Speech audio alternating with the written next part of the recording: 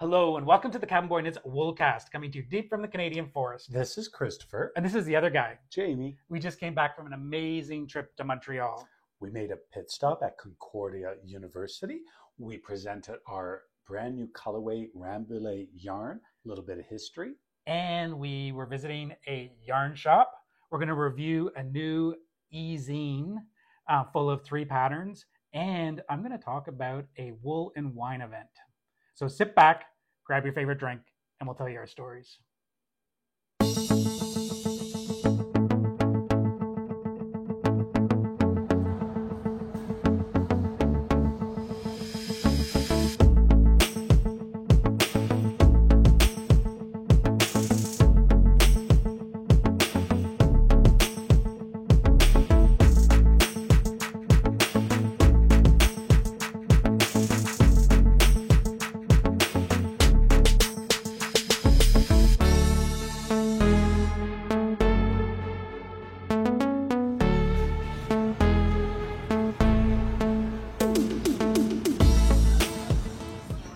Guess what?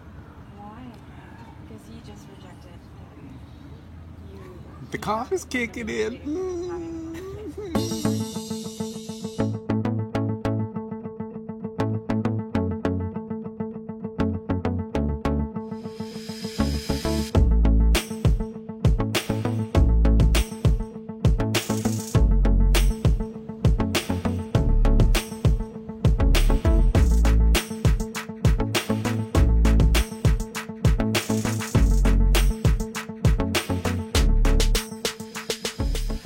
Alors, bonjour mes amis francophones.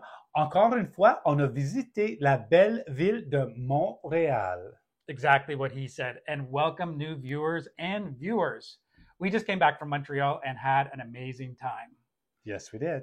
I think that we always say that. Whenever we go to Montreal, we always have an amazing time. That's because we love Montreal. And I love the history there. I love the atmosphere, the joie de vivre of the francophone. And, you know, a lot of the Anglophones as well, very friendly people. We always have a great time when we go to Montreal. And it doesn't matter what time of the year we're there. We always have a great time. But in the summertime, some of the streets are shut down and it's a party. And we were in Little Italy and we had a party. It was awesome. It was amazing because we were able to stay at a friend's place right in the heart of Little Italy, like you said. And it was the Italian festival was happening and tennis. Yes. And right around the corner, literally at the end of the block, street closed off, fashion shows, music, food. Did I say food? Food, restaurants, yes. Cafes, coffees, best Italian coffees, best Italian foods. And the people, it's like, I really do feel it's very European feeling to me. I've been to Italy, I've been to France, we've traveled to Europe. I just love, people are so arty and the way they dress compared to other cities in Canada. It's just a very unique city with a heck of a lot of culture and friendly people, great food, restaurants, cafes, etc., etc., etc. We love it. Did I say we love it? Okay. Well, and the people are so friendly as well. And did we say that? Oh, did we say that already? Well, and we like to go to a particular bar, and every time we go to the bar, people have bought us drinks. That's right, because we go, and it's true. That's really why we go to Montreal. Okay, I'm sorry, folks. I lived in another city, thou shalt not speak thy name, that other city that I lived in, which is fine. It's a great city. It's a good city. But I have never, ever, can't even recall a time where I just show up at a bar, sit there, minding my own business because I don't have any friends. And someone would send me over, and I'm usually smiling when don't have resting bitch face. Maybe that's why I don't get sent. But I've never been sent a cocktail. And we've been to Montreal many, many times. Go to the bar, we sit up at the bar, chat to people. And other Canadian cities, it just hasn't. So Montreal. I also think that I've gained at least 10 cannolis. Oh my gosh!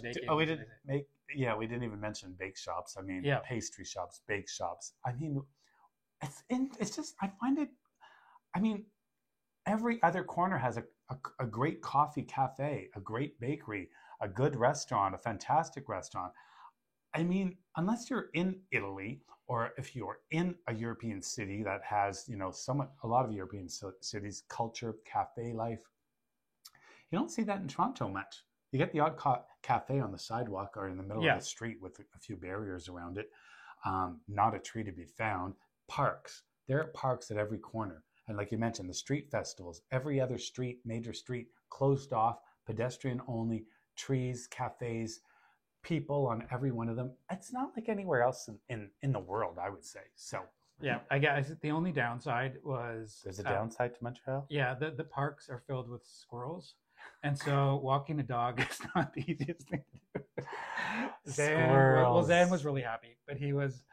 Oh my gosh! Yeah, we took Zane with us as well, and that was a lot of fun. I'm glad we did. That was fun. It was great. And if you don't, if you enjoy a dislocated shoulder, be aware that there are squirrels around, and just be prepared. You had a good point. We're watching some of the. Oh my gosh, the music. Yeah, watching the one concert, and you wrapped it twice around the metal post of the fence post, because if he's going to yank, it's not going to be your shoulder being dislocated. Yeah. So I noticed something that you're missing. What am I missing? It's usually to your right. I didn't grab my favorite drink. Yeah, let's go. Hold on, let's go and get our favorite drink. We'll be right back. I'm right here. Okay. Okay, we're back. So my coffee was ready. What's in your coffee? It's the usual, but it's not the usual because I had decaf. I don't know if I'll be able to keep up with my energy level. Oh my gosh. It is just decaf coffee with maple syrup, of course. It's a latte. And I have hot water and spruce syrup. Ew. I'm allergic to spruce. Yeah. I'm allergic to a few trees, actually. So you'll need to stay away from my lips after I drink this. Okay. Okay. Yeah, that'll be very difficult for you to do. But okay. So why did we go to Montreal, Jamie? The number one reason to go to Montreal was because we can. And we had the opportunity of a place to stay. And we thought, hey, let's go to Montreal. It's a long weekend. Okay, there's that version of the story. And there's also the version we had to drop off some yarn to Concordia University. Well, this was his plan C. Things I don't know about, like our agenda for today, this episode. That's okay, because I like surprises. Sometimes. So, yes, the Concordia University, because this has been an ongoing thing. And we thought, hey, why not have the opportunity to drop off the yarn? So we went to Concordia University. Let me step back a second. So Kathleen Vaughan, professor at the university, approached us at Twist, and she was launching a survey. So this would have been last year, and the survey is called "The Future is Wool," and basically, a number of people went and participated in this survey. I participated in the survey as well, and you answer a bunch of questions. And what she's really trying to find out is there a relationship between individuals who are knitting and what is why are we doing it? Is it comforting for us? Like, why do we take up knitting? But then there's also another piece of it, which is really to focus on the sustainability part. So are we using sustainable fibers when we're knitting? And I think it's gearing people towards that.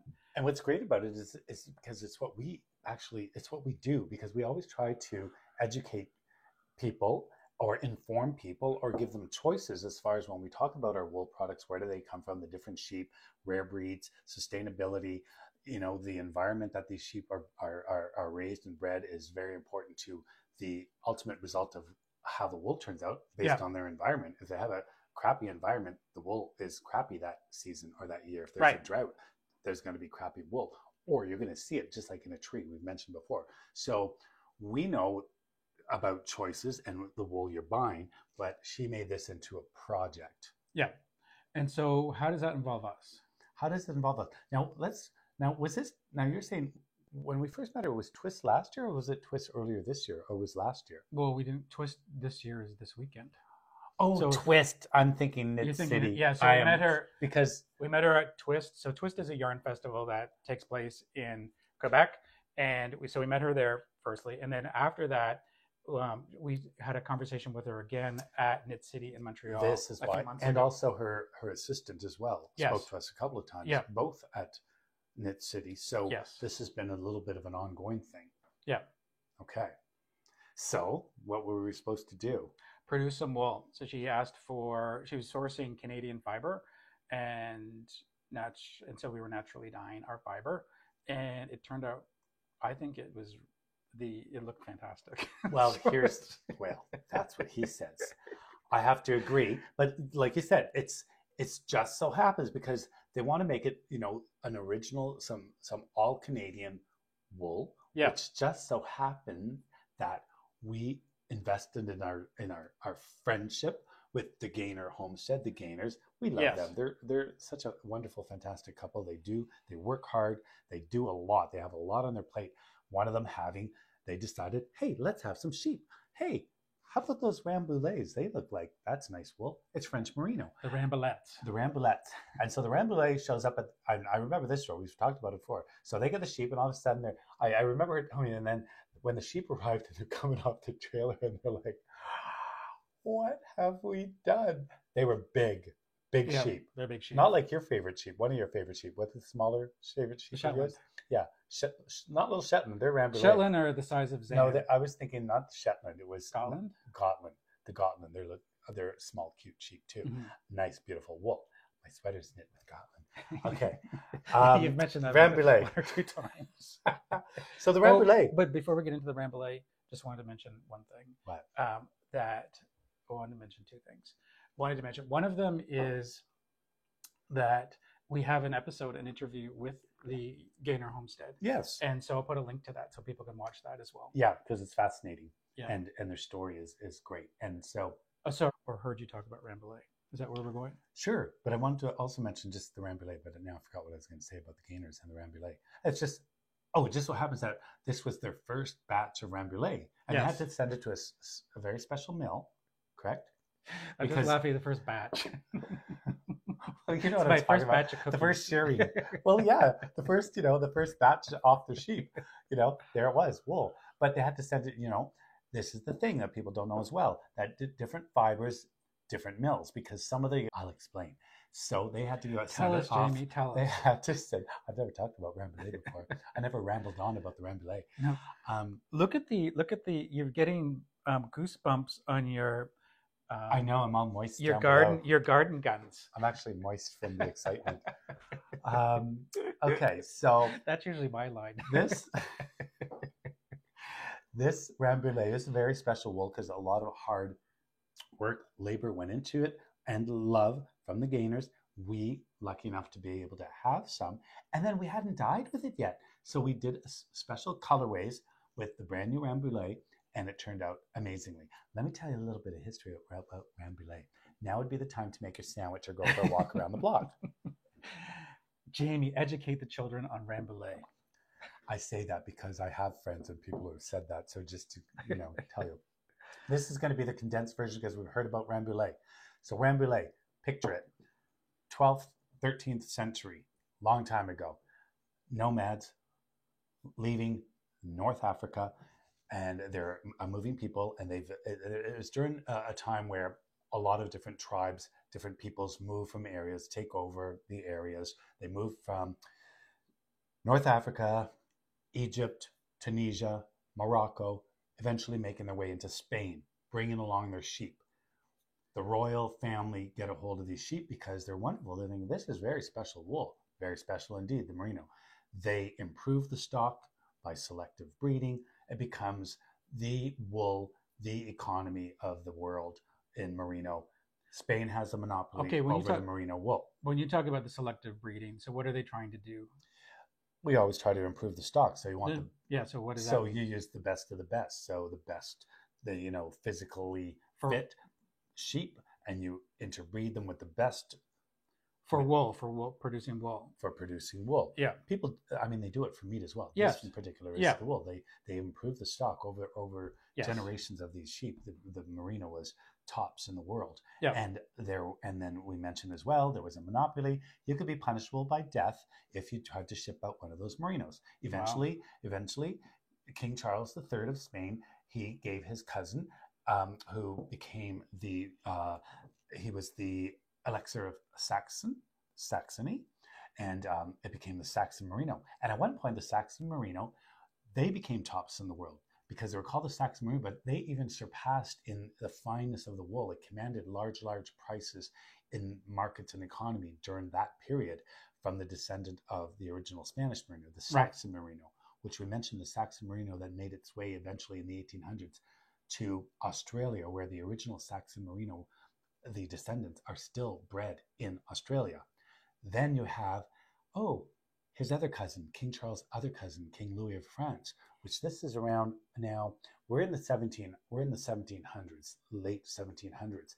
He then sells his cousin in France a couple of hundred of his Spanish Merino. They breed them on the royal estate outside of Paris called Rambouillet, the royal estate. They also improve their stock of Merinos, which become and named Rambouillet. So I clarify and make this, it's not just a nickname called the French Merino. Rambouillet is 100% Merino. It's beautiful wool. And I'm going to leave it at that. So, and can you visit it today? And they still, yes, and we haven't done that yet, which I want to go there. Yes. So they still have the Royal Bergerie. I don't know what you say that in English. Basically, the Royal Sheep Farm is still up and operational to this day. Right. In the same area with the beautiful outbuildings and history. And we do need to make a special trip to. We do. Absolutely. Yep. See the flock. Now, I was just bragging about the colors of this, but why don't we let the viewers decide for themselves? Oh, yeah. Should we cut to the... Let's have a little look-see, because we don't have it here on hand because it went away where it belongs. So let's take into the world. So let's take a look-see. We are in the beautiful city of Montreal, and we are on our way to Concordia University. We have some special yarn, special colorways that we did for a very special project. And we want to share them with you. So let's go, Jamie. First, let's talk about the base. So what is the base of this yarn? Rambouillet. Rambouillet, and it's local. Not any Rambouillet, but Rambouillet from the Gaynor Homestead in Dorchester, Ontario. Very local. Dorchester. Excellent. And so let's talk about what is in this one. We have oak, indigo, and cochineal. I want to mention that a lot of this we're able to source and forage right outside our backyard in the woods. And here is another color. This is sequoia. That's not in our backyard, but it is BC. Oak and black walnut, because the walnut tree's in the backyard, and so is the oak, the galls, the leaves, the branches, and we got these beautiful multicolors of browns and dark browns and beiges. Love it. Next. This one is marigold and indigo and madder root. This is a color we haven't achieved before because it was done a very special way. But this is madder root, which again, you can get madder local. If you wait for 3 years, it takes 3 years to dig, and then you dig up the roots and then use it. What a beautiful orange.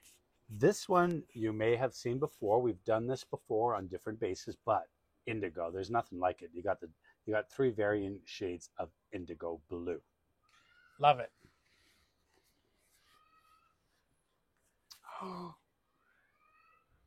What's this one? So this one is rhubarb and oak. It's a great color. So it's got a purple hue to it. And that's because there's that little undertone of the yellowish rhubarb, and then little secret recipe with the oak to get this silver bluey purpley gray. Fantastic. Here we have marigold and indigo. We've done this one before as well. And the uniqueness of it is just the blend. You see the undertones of the marigold coming through, has an overall hue of green with various shades. Marigold. Beautiful. This is cochineal. Cochineal, we all know. Bug, South America, on cacti. Love it. This one, this turned out quite nicely as well. And again, marigold, cochineal, and indigo. So you've got this beautiful bluey green, blue, and a wonderful, wonderful purple. And Christopher, this is the showstopper. The showstopper. Oh, I can't wait. Beautiful. Black, indigo, cochineal, and marigold. And that's our top secret. You reskein it, you blend the colors. There are about, I counted 7, 8 various shades with the overlaps, the 4 basic colors, and then each overlap creates another color, and it becomes a multitude of magnificent colorways. So we are off now to Concordia University to drop off our yarn, and we'll show you a little bit about Concordia University when we get there. More on the special project as well. Are you ready, Zan? So where were we? Well, I didn't comment on your outfit today. I wanted to be a little bit of country. What happened to the sleeves? I wanted to be a little bit country, a little bit garden guns. Oh, actually, you know what? I should save that conversation for when we get into the patterns. But yes, it shows off your garden guns beautifully. And this is something you would wear. If I wear anything. Why can't I be cabin boy knits instead of the other guy in plaid? Yes, when I decide to put on clothes, I would wear that for sure. Okay, so whenever we're in a town or in an area, we like to check out the local yarn shops. Yes. And sometimes we'll call ahead of time and say, hey, we're in the area. Do you mind if we pop in and do some footage? This is who we are. I know you may not know us, but we like to visit yarn shops, and we have a little podcast, and we like to talk to people and inform people. And we'd love to visit your store because it looks like a wonderful store. So yes, and so we had 2 on our list, and we'll talk about the first one. Yes. And so the first one, you called the first one. I did. They were very nice to you on the phone and said, you know what? We have 2 stores. So rather than come to this one, which was very close to where we were, was quite lovely. Go to the other one because our owner's there and it's larger and we have a better selection. Yes. So we thought, oh, how exciting, because we wanted to make the store anyway. So we thought, let's go to the larger, the bigger, the better and we get to have a little chat with the owner. So I called ahead there. What was the name of the shop? Okay, so go ahead. Okay, so I called that shop, and then a little bit different than the downtown little different location. Customer experience. That was just a burp. She said, well, we're kind of busy now. She's kind of busy at the moment, but I'll definitely give her the message. I said, okay, well, we're going to be in the area, but it's probably in an hour or so, or in an hour or more. We'll make our way there eventually, and we'd like to pop in and see the yarn shop anyway. Okay, so people, the tone that Jamie used is way too nice. That's when you got off the phone, you said to me that this person was not very friendly on the phone at all and was dismissive, and dismissive is probably too polite of a word. So I didn't want to go. Yeah, so Jamie didn't want to go after that experience, and I thought, you know what, it's someone working there, it's not the owner, so why don't we just go anyway, and maybe we'll have a different experience. I'm so naive. Did we? I'm so naive. I put that out of my mind. How did it go again? So we end up getting there and walk in. And well, as soon as the Ice Queen came to us, like it was all dolled up, young, pretty young thing, all dolled up and dismissive to us. And basically, what are you doing in our store? Okay, yes, because the first thing she says is like, "Can I help you?" Did you not get any customer service? I don't know. Any job I had where I was presenting, where I was like being like a spokesperson, whatever, you just don't go, can I help you? Okay, so picture it. I want to say, you need to picture it. Pretty woman. Rodeo Drive. Julia Roberts. Lots of money to spend. Lots of things she'd love to buy. Lots of things to see. Walks in. Can I help you? It's the same scenario. Big mistake. Big mistake.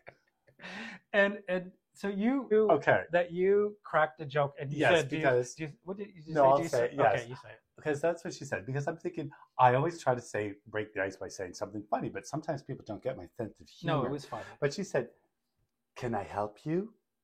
And I said, oh, yes. I said, do you have any yarn? Obviously, it's a joke. I'm in a yarn shop. Yeah, do you have any yarn? I cracked the joke, and she said, her eyes bulged out, and her lips got, pursed lips got tighter, and it was more like, well, what is it exactly that you'd like to look for? Are you looking for? I said, well, actually, I called earlier. We're Cabin Boy Knits. I called earlier. I mentioned about. She goes, oh yeah, no, sorry, I didn't get around to mentioning it to the owner just yet. I'm like, okay, that was 2 hours ago, but because she was so busy, she was very busy. There was no one in the store, like nobody no one in the store. No one in the store. We're in there for 20 minutes. We waited. At least 20 minutes. And then they went behind the cash register. Hold on. But when we walked in, the owner was on the phone and did smile when we walked in. She did. She said smile. She said but hello. Then when she found, say hello. Yeah, but then when she found out why we were there, whatever, she went into the back and we never saw her again. But they chatted. They whispered behind the cash register. They sat down like this behind. You couldn't see them, and they're like, and then she went in the back room, and then she just continued. She did stuff on the computer. But didn't talk to us at all. And after that, didn't talk to. So we went around and looked around and hung out, and then about 15 minutes later, I'm thinking she's not even come back to talk to us or say, hey, this is what's happening. So I went back up and I said, I just want to mention. I said, we're not in any hurry or anything. I said, but just our commute time was like 45 minutes. Oh gosh, it was way in the middle of nowhere. I don't even know. Oh, we did get to see a new section of. Yeah, we did. We had a great coffee Montreal. And snack. He said, well, we're going to head over and just have a little coffee and, let us know, if it's going to be good if we come back in a bit. But I said, just so you know, she goes, no, I don't know who you are. And so we just mentioned, a little bit about her background, why we're there again, say like we love to review yarn shops, or not even review them. We just like to put them out there and say, wow, look at this great job. Present them. We just present them. Look at this great yarn, great shop, great people. Come on down. That's it. And we said, we'll come back in a bit. And then we went we went across and had iced tea or something like that, and we could see through the front door. And as soon as we left, the owner came out. Oh, that's right, because you're like, look at them, they're just behind the cash. And again, there was no one in the store. This is like an hour. Like this whole time, a good hour has gone by. Not one person in the store. They're just putting around behind the counter. But she did say, she said, unfortunately, like the younger one, the owner never came to even greet us or say anything, or she never came back to say, okay. So what she did say, though, she said, well, she's on a call right now. She's just waiting in queue, so she doesn't want to lose her queue in line. She goes, it's just you just caught us at a very busy time. And then as we left, they're just putting around the store. I don't and know. So we sat there. I mean, busy, for one, the definition could be different for others. I don't know. Yeah, checking your cuticles and she didn't even have to give us 5 minutes of her time. Because some people are shy on camera. She could have said, "Hey, feel free. Oh, thank you for coming. Feel free to just go ahead and."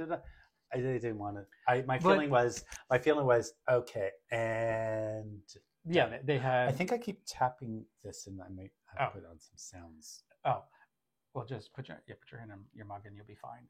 So the feeling was not good in the store at all. The other thing was I was confused by the yarn.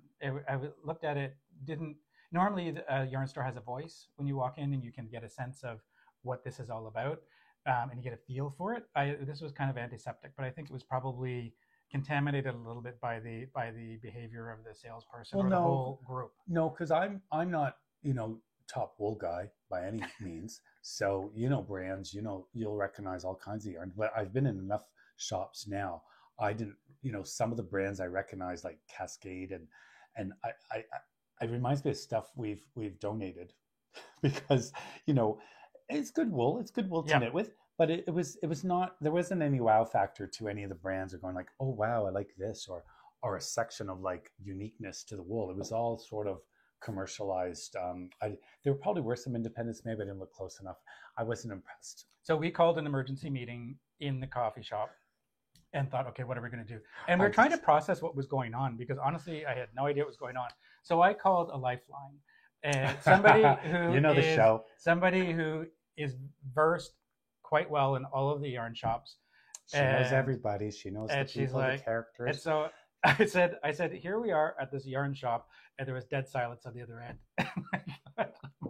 Well, and I said, oh, and then the penny dropped on my head. Well, and I said, and so I volunteered there. I said, is this the yarn shop that got in trouble last year or the year before with the homophobic comments? And it was all over Reddit and everywhere else. And she said yes, and I said, it's never good when this sort of thing happens. It's just that it isn't. But I was trying to figure out like what was happening with our experience in the store. Was it the fact that we were guys? It was the fact that we weren't well dressed, or was it the fact that we were well dressed, or the fact that they may have thought you were gay? I'm not sure. No, I just a combination. I mean, my masculinity usually, I wasn't Yeah, wearing so it my couldn't have garden. been that. It It wasn't wasn't wearing that my at garden all. goods. No, I mean, I think that's the bottom line. But it doesn't matter. We could be anybody. Even if we're there just to shop to spend money, we're a customer. If you have no clue who we are, that's fine. I mean, geez, I don't have any friends. You know, we show up at a shop. If we're just even That's why she customers, said it's like if we're here to buy yarn, doesn't matter who you are. Like your ultimate goal is you want to sell yarn, but maybe they don't need to sell yarn. I don't know. But just your regular feel of customer service, let's say, beyond us asking to videotape, because they could be apprehensive if they don't know us. What is this all about? But now, you know, actually right this moment, just thinking about it, I'll give them the benefit of the doubt because of, you know, their back history where they're like, what are these two dudes up to? You know, want to videotape? What are they going to ask us? La la la la la. Could have been that too. But it wasn't. It wasn't at all. I'm making, you know, that's bullshit because I'm making that up in my mind right as we speak. Because I'm sorry, when you gave me this on the phone and this in person, like she was. And then the other thing, remember, she was about 10 feet away. She said, she wouldn't even come. Can I help you? Can I help you? Well, I don't know. Maybe if you feel like it. You sell yarn. I don't know. So I was done. So when we went to the coffee shop, I was already done. I already made my mind up. I said right from the get-go, I said, but it looks like a great shop. We should go have a look-see. And so we went a long way. And the fact that we went a long way was part of the reason we second-guessed ourselves with doing it. And then we pushed a little bit to say, hey, we should maybe do this. And I was sort of like, I don't want it. I'm not. And then when we saw them doing that, and we had our coffee and our yummy pastry, and it changed our entire mood, and we could think. And after we called the lifeline, and we called the lifeline, we're like, and bye, bye, next yarn shop. I'm still laughing.